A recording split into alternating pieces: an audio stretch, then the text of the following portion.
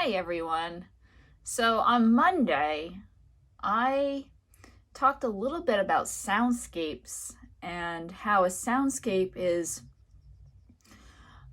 sound that is around us that captures a feeling or a moment in time. And I talked about, for example, taking a walk or a hike through the woods and what you might hear, or something that you might hear in your home, the sound of baking, the sound of cooking, the sound of cleaning. So soundscapes can vary, and they can be anything. And so I recorded on Monday. I made a 2-minute recording of something I was doing, and I didn't tell you what the sound was, but I recorded it and I said that I was going to create a composition with it. So my recording, I recorded on my phone, which is, you can record on any phone. It doesn't have to be special. So I recorded on my phone, and then I downloaded that recording to my computer, which you see in front of you. And in front of you, you see these audio files. Can you see them up there? They look like lines, and those lines show the sound. And so if I press play, you'll be able to hear this top track right here, right there, this top track. And that's the recording from Monday.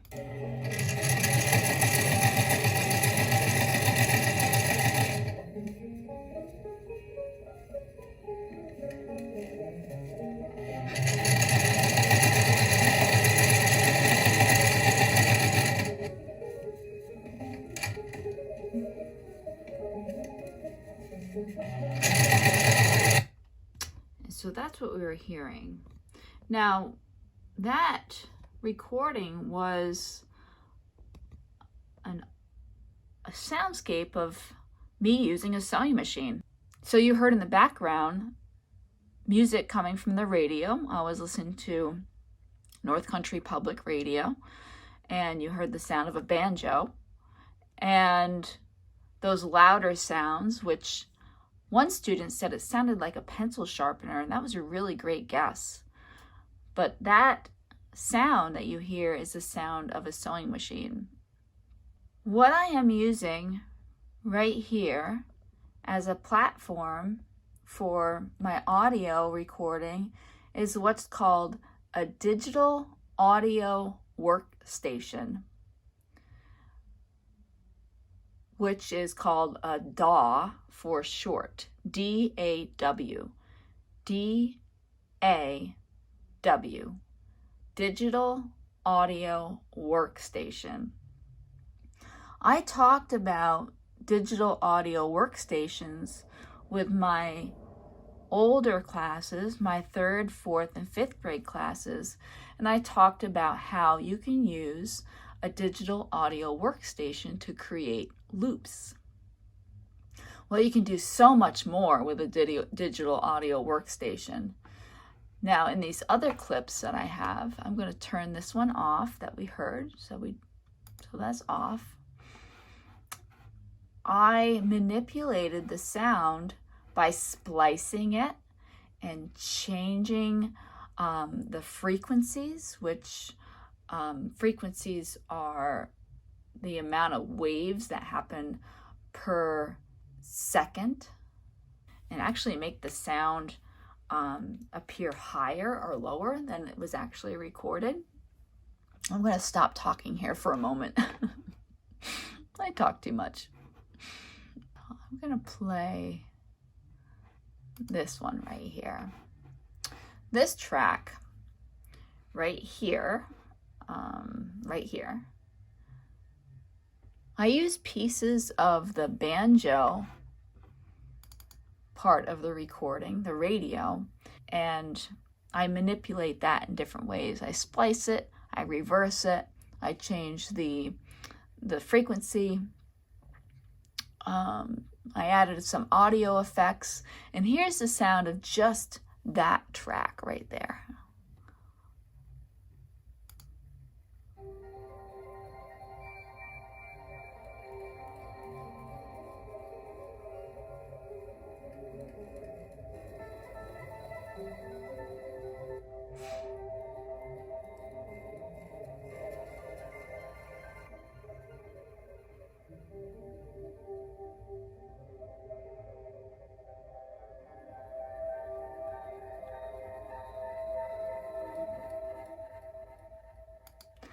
So there's a few different effects on there. There's the delay effect.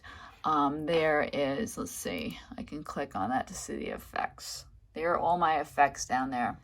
In this track, right, let's see here. This track right here, this little part, see it?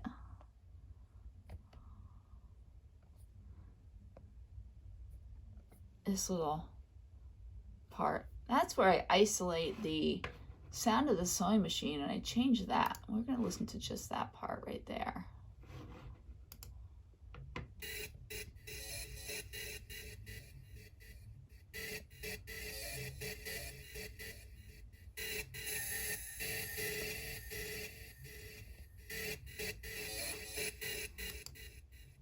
That's that section of the song. So I'm going to kind of stop talking about this a little bit and just play what I created using 3 tracks. And a track is a single audio line. So I have this track that I used, this one right here, and this one. So that's 3 tracks that I used to splice and manipulate the sounds to create a composition.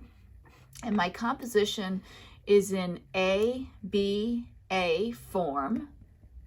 We've talked about form, and that's how music is organized. So I have this A section that uses that recording almost as is. I'm not changing that at all, really. And then here is the radio that I manipulated the frequency of that, and you heard that isolated. So that's the A section. And then this B section is right there, and you can see it visually how it's different. And that's where I bring out the sewing machine sound and change that, and I create kind of a rhythmic feel to that section. And then you see I kind of go back to the A section, just varied a little bit, just changed slightly. And it's about 1 minute long. So my goal was to create a 1 minute soundscape. And here is the result. So this is my soundscape from April 20th, 2020. And this is the sound of the radio and the sewing machine.